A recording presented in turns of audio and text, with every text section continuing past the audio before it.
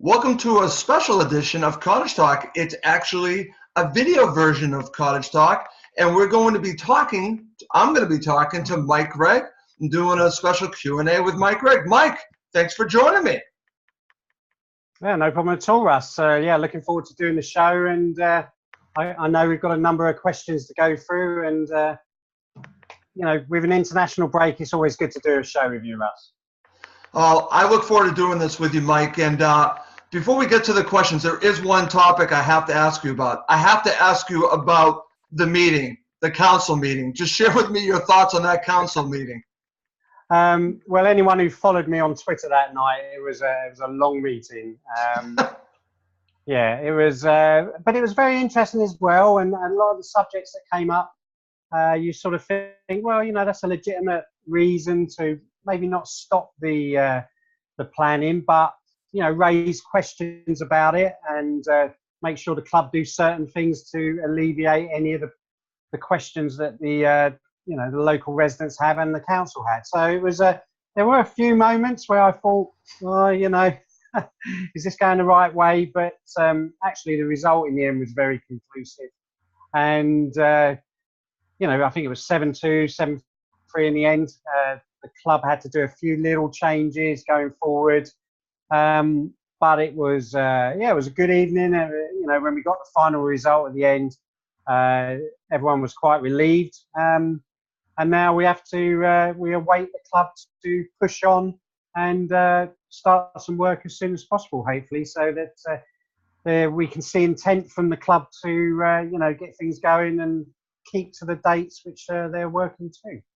Okay, fantastic. I do have a couple questions for you in a little bit about the Riverside stand, but before that, let's get to a couple questions. And Mike, you know I don't like to multitask, but I'm going to try here. And let's start with a question on Twitter from Stuart Roberts. This is what he asked. What do you think Fulham's transfer policy will be if we do or if we don't get promoted this season, Mike? So it's two scenarios there. Two scenarios. I mean, if we go up, it was interesting. I was reading an article by one of the finance guys I follow on Twitter, and teams that get promoted should be looking to spend about £60 million on players if they're looking to stay up. And you know, we know there's a gap between the Championship and the Premier League. You can run away with the Championship and be bottom of the table in the Premier League. So they will have to invest, absolutely no doubt. We've got some really good players. We know that. Can they step up? I suppose every player can play at the Premier League level, but it's over the whole season, will they get found out? So I think the club will go up, and if they go up, they will need to spend big, and the amount of money they get from TV now, they will have that room to do that. And so I would hope it wouldn't be a cheapskate sort of summer. They will have to invest. Sure. There's absolutely no doubt. And the kind of figures we're used to spending, even when we were in the Premier League 4 years ago, are going to be blown out of the water in the summer. You know, a bog standard Premier League player now is almost a minimum 8 to 10 million quid. And if you want a striker, let's look at Mitrovic. If we wanted to buy him, if we got promoted, we're going to be spending nigh on 20 million, I would have thought, for someone like him. 15 to 20, easy. So we're going to have to get used to it if we go up. Let's hope we have that problem. If we stay down... That's my concern, Mike. Okay, so if we stay down, there's a couple of things there. I will expect to see certainly one of Sessionon and Kearney go, because they are our, you know, our assets, if not both of them. We have to remember we're going to lose all the parachute payments now. We have no more parachute payments. So we start the season technically, you know, 10 or 11 million quid down straight away. So even if you sold one of those players for 12, 13 million, all you're doing is reaching the level where we are this season. So the good thing is, if you look at all the contracts of the players, we've planned ahead. You know, the vast majority of the squad are on contracts from 2019 onwards. The only one is Fredericks, but I know we've got a question about him later. So I think we would see a fairly steady squad. I think we'd certainly see the big guys go and a couple of other ones, but it will be the usual mix during the summer as we've had the last few years. Loans coming in, those players who are, subject to not playing at all, they're going to be let go or, try to sold off. But they planned ahead. That's why they've gone for these long contracts. So, but the main thing is we will cash in some assets if we don't go. Right. But Mike, you just brought up something that concerns me, offsetting the parachute payments. That's why I think one of the key players, I guess you could say, of Sessegnon or Kearney would have to go, correct? Because they would need to make up that money somehow. Absolutely. So I would expect at least one of them to go, if not both, and it will be very hard to keep them as well. I mean, Kearney is, I wouldn't say he's getting on, but he's past his mid-20s and probably deserves a chance in the Premier League. And Sessegnon's got the years ahead of him. He is a Fulham lad. He might be willing to give us another year. But without looking at things, I'm not sure if his contract is until next year or 2020. But, it's going to be very hard to say no to some of the offers that come in. And we have to be realistic. As much as we want to keep these players, it is a business and we do need to turn over the money and through transfers and that type of thing. So, it could be a good thing, getting all that money in the summer. But let's hope we don't have to go down that route. Let's hope we don't, Mike. All right. This question actually goes along with this conversation. It's from Chris Frank. If not too late, I'd like Mike's view on whether, when we get promoted, the Cons have the financial clout to push us to the upper echelons of the Prem, or will we be one of the dozen or so second-tier teams in a perennial relegation battle? It's a great question. It's something you and I have talked about before, so feel free to share your thoughts on this. I mean, I wouldn't expect the Cons to suddenly say, here's 150 million quid, go and, build a team that's going to keep us in the top 8 or something. It will be as we've seen, it will be a steady build. I hope they learn the lessons from the teams that have gone up, whereas you do have to invest. You don't want to throw out all the squad. You want to keep the vast majority of them. And so it will be steady as we go and build the squad and hope to stay up next year, and then you improve on it year on year. But the fact is, 20 years ago when in the Premier League we used to talk about the top 4. Oh, no one's ever going to break into the top 4. Then it was the top 5, and now it's top 7 or 8. Yes. And it is really those 12 teams all fighting not to get relegated. And there's been interesting discussions online, in the pub, at the ground. We love the excitement and everything of the Championship, but it's going to be completely different when we go up. You watch a Premier League game now between those Leicester teams, and it's a case of not wanting to lose. So it's a different mindset. But the main thing is we go up, we try to get, we use the old figure of 40 points, but you just try and get as many points as you can to stay up in that first season. That's the key. But anyone expecting a multi-billionaire of Khan to suddenly go, here's all this money, just get on with it, I think they're going to be in for a shock. I hear you, Mike. And what's interesting is that I had a friend of mine who's a Newcastle supporter tell me this, and we'll get your thoughts, that it won't be the same Premier League team if we get promoted that we left 4 seasons ago. He said to me that even a year ago it's changed that much for them. Yeah. No, I totally agree. And, I used the figure of bog standard midfielder, 8 to 10 million. I mean, 2 years ago, I was sort of saying that's 5 to 6 million. It's that kind of jump. I'm not saying the quality is any better. It's just that's what you need to buy, you need to spend. And, 4 years is a long time to be out, and we will see a dramatic change. I mean, Spurs came to us and gave us a lesson. Admittedly, they are in a different league to that sort of, the rest of the Premier League.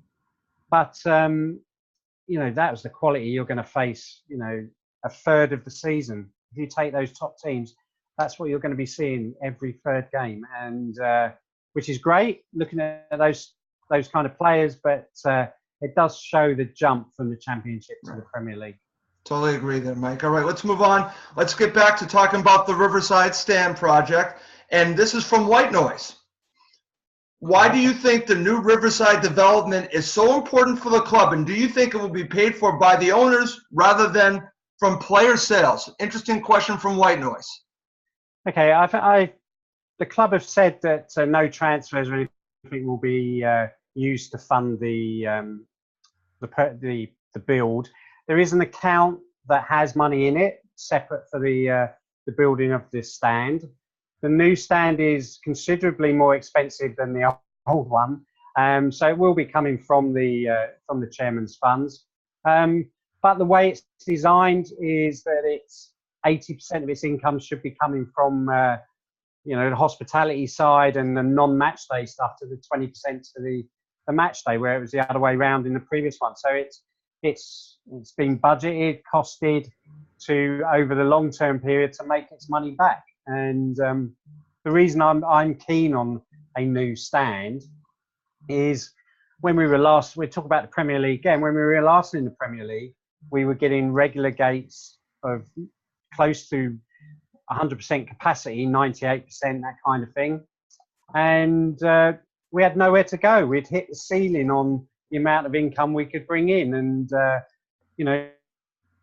increase the ground by 4,000, better hospitality would be the way to go. I mean, I found out a couple of months ago that at Fulham, hospitality-wise, we have the equivalent of 600 covers. That's the amount of people who can get hospitality at that club. And you compare that to other grounds, you can see why we're so far behind. So it absolutely makes sense, and I like the new design. I think it ticks a lot of the boxes we need. And like I say, I just hope they get on with it and do some of the work this year with the major rebuilding next year. Okay, very good there, Mike. All right, let's move on here. This is from Steve Cockle. Mike, do you have any insight into how the club are going to handle the closures of the Riverside and relocation of season ticket holders? Where can they go and for how long? Okay, they haven't come up with a plan yet. I'm part of the Fulham Supporters Trust, and we are going to be part of a working group discussing lots of things to do with the stand. But one of the main topics which I want to get sorted out before the end of this calendar year, so that we go into the next year knowing what everyone's doing, is exactly that. It's the relocation of where everyone's going to sit. And I was at a meeting 2 weeks ago, and we were talking to the safety advisory people as well about how we're going to deal with that. So there's nothing written down yet. We're open for any ideas. There's going to be disruption certainly for 2 seasons, and the main thing is to try and keep as many people as happy as possible. But there's lots of questions. I have an inbox and ideas and notes about how do you group everyone who's been sitting together for 15 years? How do you get them somewhere else in the ground together if they want to? And then the other bit is, of course, coming back. A lot of them will want to sit close to where they were sitting before, and so we're looking at doing some work on that. I would have thought over the summer, and then we'll go to the season ticket holders and other people within the ground if it's going to cause any problems there. But it's a minefield, and as soon as the trust have more news, we'll let everyone know. Okay, very good. And to follow that, Combe Bugler has this, Mike. You've probably seen this. I sent this to you. I take it the season ticket holders are going to be put up in the boxes. What, were the other stands being too loud for them? Well, that's a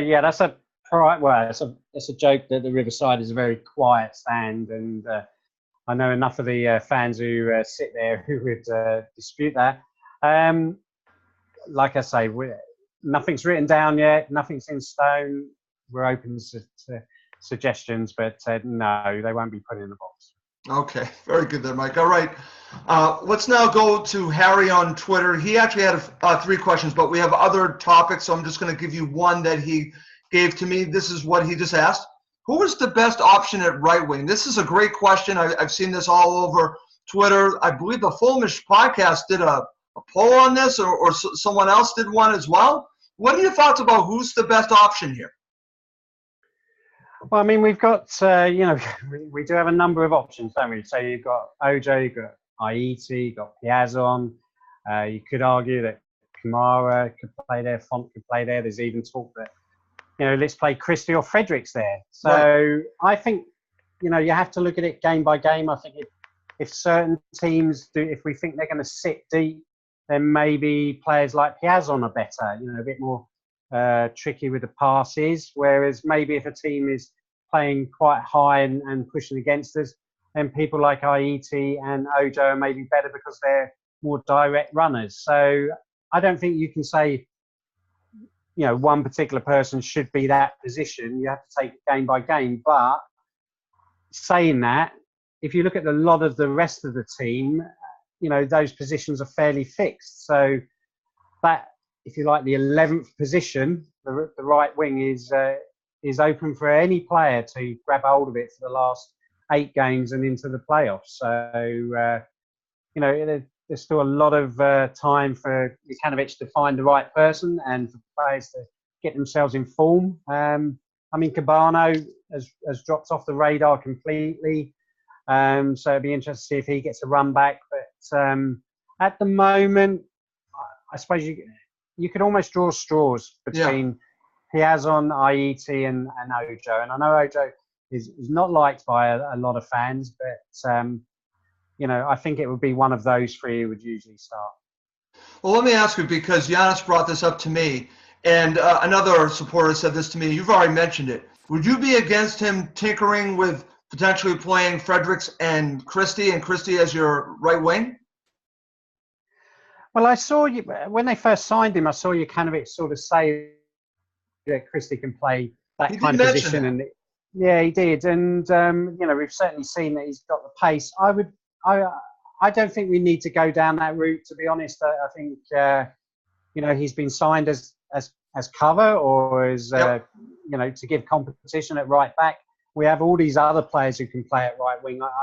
I don't see as the need to go down that route yet, but he's certainly an option. Right. It's great to have options, Mike. And this question actually kind of goes along with talking about Christie and Fredericks. This is from Roger Lewis. Does Mike feel that the club are resigned to losing Fredericks for free in the summer, which is why they purchased Christie? Your thoughts, Mike? I do think Fredericks will be leaving in the summer. I don't think the club have given up unless he's told them that. But I think Christie became available. Fredericks wasn't signing one of the contract offers that he's been given. And, maybe he is going to, look elsewhere in the summer. So signing Christie was, again, going back to planning for next year. They've signed him on I think a 3.5-year contract. They paid a lot of money for him at this level. So, maybe there is a good chance that Fredericks isn't going to be around. But if we get promotion and the other club who he's touted he might be going to come the other way, he may well change his mind, mightn't he? But he's certainly playing. I've always had a few issues with Fredericks, but I have to say, Mike, you and I talked about him being like the 60-minute man. He's gone beyond that. Yeah, but it certainly has, and he's improved his fitness and he's improved his decision quite a bit. And he can't shoot for toffee, it has to be said, but I think the competition of Christie. So if anything. That's money well spent just by telling him he needs a kick up the arse. And I agree. Your levels can't drop because we've got this guy here who can come in and do just as good a job as you. So I do think he is going to go. But if we get promoted, who knows? Exactly. It's fluid. We have to see where we end up, and then things can change. It's a good point, Mike. All right. This is from Nick Blomicki. And Nick, if I'm saying you're wrong, your name the wrong way, your last name, I apologize. This is a 2-part question, Mike, and I'm going to chime in on one of these parts. Which team is the worst matchup for Fulham in the playoffs, and which is the best? I'm going to say the worst. This is just my opinion. Preston North End. The best, I'm not sure. I might even say Aston Villa because I think we match up well with them because they like to play football, and I think we can beat them. But I think the worst is Preston North End if they get in. Possibly. Considering how we played the other week against them, I think it's quite interesting. I mean, I think the worst could end up playing is Cardiff if they drop. If they Okay. somehow if Villa end up being second, and you will have potentially in the playoffs, ourselves, Cardiff, Sunderland, and maybe Derby, not Sunderland. That's okay, What am I Mike. saying? Middlesbrough. Middlesbrough. And Derby drop out, and then you get another, hoofball team in. So you could have, it could be Preston, it could be Sheffield United. There's an outside chance of Millwall. Yep. I don't think they should be ignored yet. So I think actually it would be Cardiff would be the worst team to play. Okay. But realistically, I think they will be second. Middlesbrough, for me, I think Pulis would do a job on us. Okay. And I understand that. That's actually a good team to be scared of. I'm scared of them too. So I could have said them as well. I know they're different, but I think that we were fortunate to win there, Mike. Yeah, no, I mean, I'm not scared of anyone. Don't get me wrong. Right. But yeah, they're a huge threat. Yeah, I think Borough over two legs. At the moment, if the fixtures work out the way it would be, we would be at potentially at Borough on a Friday night. That's not going to be great. Yeah, so it doesn't matter if we get through in the final. I don't care who we play, because I think the pitch will suit us, whatever happens. Right. Over two legs, we played a horrible team last year who nullified the game, and I could see that happening again against one of these other clubs. So yeah, for me, I want to miss. Okay, and who for you would be the best matchup, Mike?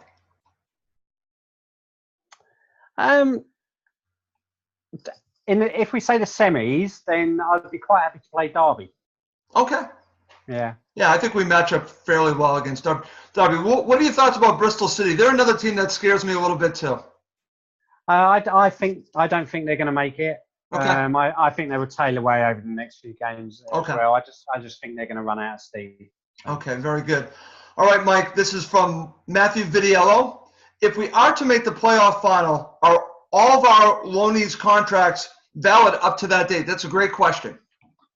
As far as I know, they all are. And I'd be very surprised if any of them don't have a contract at the end of the season.